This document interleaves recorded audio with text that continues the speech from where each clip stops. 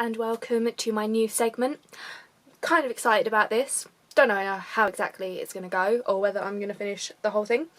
But today we embark on the journey of 50 Shades of Grey. Now, why this came to me I don't know. I think it's because I was in a charity shop and I saw, ooh, £1.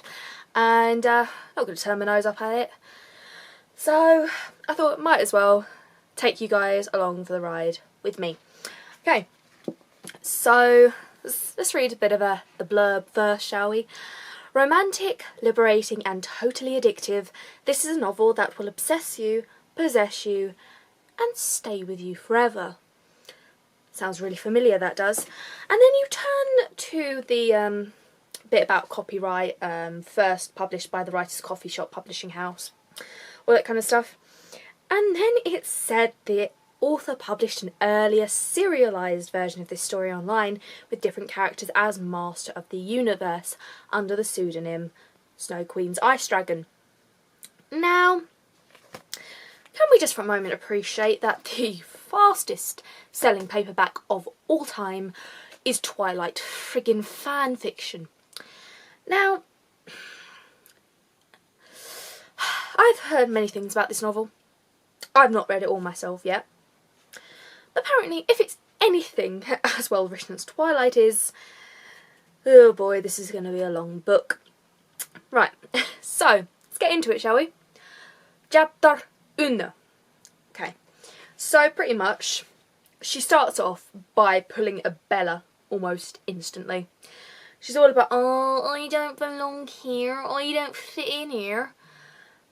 Well, okay, right. I don't actually understand why you agreed to do an interview for your friend who is majoring in journalism, but okay. One of the first things she says is, Kate is my roommate and she has chosen today of all days to succumb to the flu. Well, I don't think this flu is exactly something you choose to succumb to. You either get the flu or you don't. You can't stop yourself. You can't go, nah, not today, mate. Nah. Tomorrow, maybe, but not today. I'm not succumbing to you today. No.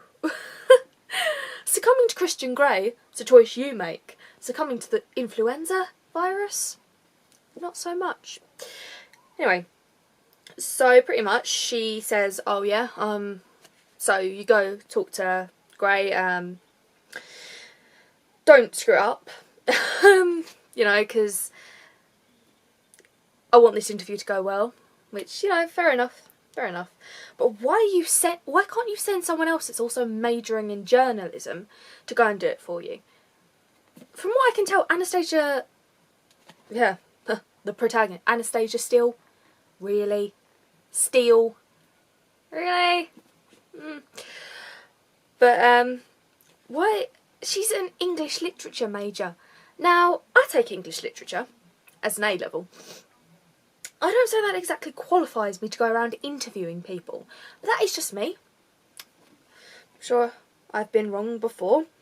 Anyway, she goes on about, oh yeah, she goes to Still Enterprises. Still Enterprises? Yeah, that's right. Yeah. Grey Enterprises. And instantly she goes, oh, I don't fit in here. Well, no shit. At the moment, you just sound like a bit of a numpty, really. Talking to yourself about, oh, I must not sleep with wet hair. Who the hell cares? Who cares? Anyway, the elevator whisks me at a terminal velocity. I've been in an elevator. I have never had something throw me at terminal velocity. Otherwise, you just fly straight through. Oh, so it's only been 5 pages and E.L. James plus science equals wrong. Anyway, so she's waiting. She's just like, oh wow, it's pretty here. Just like, all right then, thanks. So then she has a famous line, Mr. Grey will see you now. and she... she's told it twice for some reason. I don't know if that's got something to do with... oh yes, he'll see you in a moment. He'll see you now. Does she need like little progress updates as she waits for the enigma that is Mr. Grey? Because it's kind of, it goes without saying, Mr. Grey will see you soon. We'll see you in a moment. It's like, okay, thanks. Thanks for telling me what I already knew. Okay. And she can't just be cool. She can't just like walk into the room just like, hey, I'm here. No, she has to go arse over tit. Falling headfirst into his office. If there's any way to make a good impression, it's show that you have no hand-eye coordination whatsoever. I mean, seriously, is she a walking cartoon? She just walks into the room and falls over. She doesn't even fall over anything. She stumbles over her own feet. Now, I'm clumsy, but this is just taking it to another extreme, Anastasia. Just pull yourself together, woman. Pull yourself together. But she gets up by herself. Nobody offers to help. But then again, I'd probably be too busy wetting myself to say anything. Probably because I'm a bit of a sadist and I like watching people fall over. Watching people fall over on ice, funniest thing ever. Watching people fall over their own feet, it's up there. So instantly the first thing she notices about him is he's so young and attractive. Very attractive. Right. Good to know the first thing you notice about him is the fact that he's attractive. Because, you know, I didn't think I was going to get that. I think you really had to mention that twice. Because nobody would have got that he's attractive from the first attractive, would they? Nah, mate. He's in a grey suit. Way to go with your name, mate. Yeah, just wear all grey. It's like being called Red and Mr. Red and just wearing all red all the time. He's got copper hair. Shall we have a little think at who else has copper hair? Not Edward Cullen at all. No, mate. Takes her a moment to find her voice because obviously she's so stunned by this spritey looking bastard in front of her. Ugh. She can't talk either. If this guy is over 30, then I'm a monkey's uncle. That is a very British phrase. I know the author is British, but I don't imagine there are many Americans that say, oh well, you know, if he's 30, I'm a monkey's uncle. Also, kind of doesn't work if you're a woman. Anyway, she places her hand in his and they shake. Could she not just said we shook hands? Did she have to say, oh yeah, I put my hand in his and we shake? It's not erotic or anything, it's just like, oh, alright. Bit ham-handed. Obviously she feels a shiver because he's obviously so attractive. He goes to the Twilight School of dazzling people where people actually forget to breathe. So then she goes on, oh yeah, my mate sent me. Is that alright with you? Alright with you, Christian? But a bit bloody late if you said nah. Alright, sod off. I'm not allowing you to interview me, mate. Nah. Just no. Anastasia, pull yourself together. Right. So she starts off by Mrs. Kavanagh is indisposed. And then she just goes, Anastasia, still, I'm studying literature with Catherine, Miss Kavanagh. He already knows her name's Miss Kavanagh. He knows she's called Kate, I would assume. Why does she feel she has to become a complete moron and is unable to articulate anything? It's Anastasia. God, I think I see the ghost of a smile. What the... Oh. Already I'm starting to think, oh, what have I got myself in for? Then she tries to start some bullshit about the art, which, you know, whenever you're in a tight spot, always look around and talk about art, which he has no interest in, and he just says, I couldn't agree more, Miss Steele, and she starts blushing. Like, mate, he isn't complimenting you, he's agreeing with a point you've made. Oh, God. So then she starts asking him questions. And Anastasia seems to think that Kate would not have told Christian what the interview was about. It's like a little impromptu. Gonna use your words in a gay magazine. Hey. No, of course she's told him.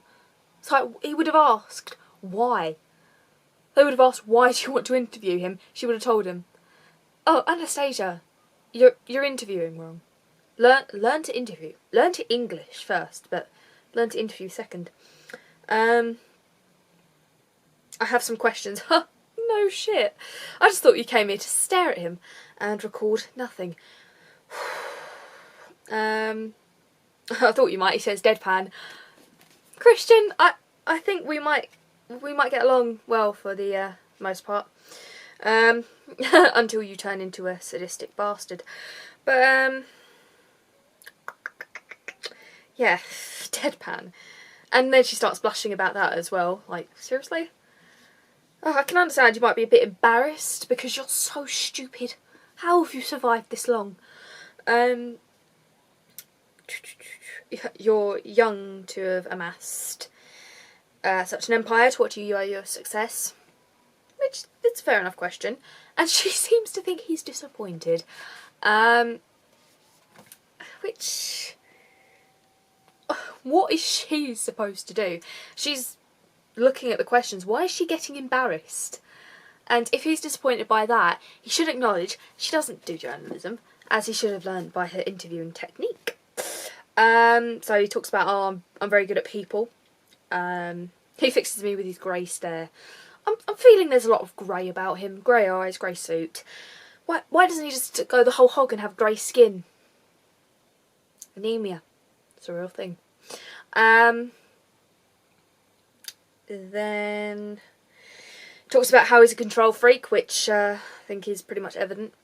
And then pretty much they keep having this little back and forth throughout the interview. And she keeps commenting on how attractive he is. Not the fact that he can compose a good argument. Not any other thing, but he really is beautiful. He smiles, revealing perfect white teeth. Jesus Christ, woman. Can you not respect the fact that he's young and he's got an empire? No, you just go, oh, he's so beautiful. Get over yourself, woman. Get over yourself. Right, so pretty much they just keep going, and she's just, woman, stop going on about how beautiful he is. We get the friggin' point already. He's beautiful, okay? Let's leave it there. He's pretty much Edward Cullen. If we need any more than that, we can just go back to Twilight, okay? And then Anastasia just really goes into, are you gay, Mr. Grey? Now, I understand she's been given these list of questions, right, fair enough. Why? You don't have to ask him all of them. You've been going on about business and then suddenly you start talking about his sexual orientation. He's got a stick up his arse anyway. He doesn't need any other type of stick up his arse. And he inhales sharply, which is a bit of a... It's... Considering she's just asked about his adoption, because he's already getting a bit annoyed with the fact that she asks if he's adopted. And, well, when he was adopted. And then he just asks if he's gay. Like, what the hell has that got to do with her anyway, if he is? God. Damn Kate and her curiosity. Damn you and your big mouth, blooming Anastasia. God, stop blaming everyone else. And he just goes, nope, I'm not. He don't look happy. And her heartbeat's accelerated. She's probably going to die of a heart attack soon, considering how fast her heart is racing. And he just cocks his head to the side. Was someone cocking their head to the side? Is he a carrier pigeon? Is he a courier pigeon? It's just like randomly just go, these aren't your own questions. Well, no. No told you Kate sent her, did you not think that Kate might have given her the questions?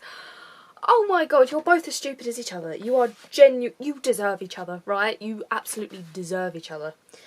Are you colleagues on the student paper?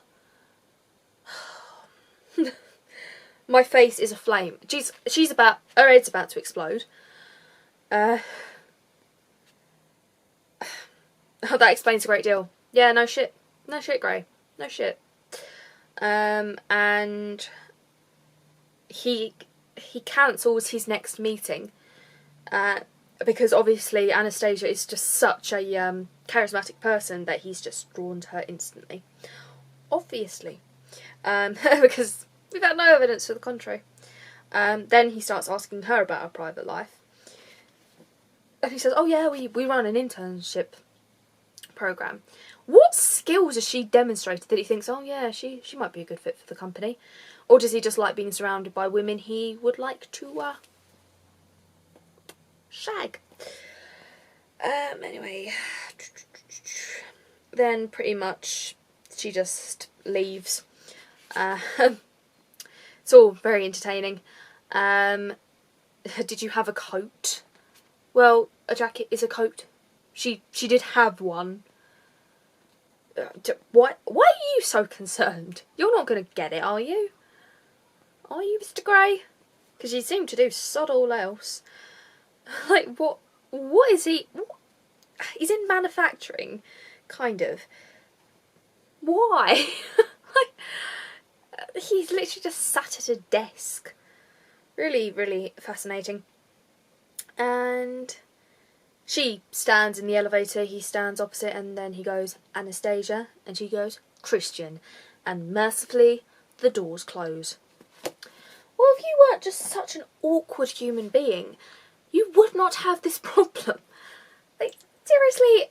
And Kate, you are stupid for sending someone who takes English literature to do an interview, who's obviously got the charisma of a teaspoon. Anastasia is just so stupid because she's irritating. Just like, oh my god, I don't belong anywhere. I don't belong here. I don't belong among pretty things. And she also sleeps with all hair wet, which no one else does that, do they? Not like some people don't own a hairdryer. Nah, mate. Nah. And she did not have to say anything to Christian about, oh, you gay. She didn't have to ask all the questions. Surely Kate gave her a list of questions and, well, put in, you know, some jokey ones, some jovial ones. She didn't have to ask all of them. Like, it's for the graduate edition of the paper. Like, why would you ask if he's a homosexual? Should you not be focusing more on the fact that he's a young person with massive success? Which apparently nobody gives a shit about because he is so friggin' gorgeous. Because he's not a character, he's something to stare at for Anastasia. And Christian. If only I didn't know you were into BDSM and you're actually a bit of a controlling douchewad. We might have got on okay, but could you not establish within the first few seconds she had no idea what she's doing? Because she'd never make it as a bloody journalist because she has the charisma of a teaspoon. Anyway, that was chapter 1. I will see you next time, guys.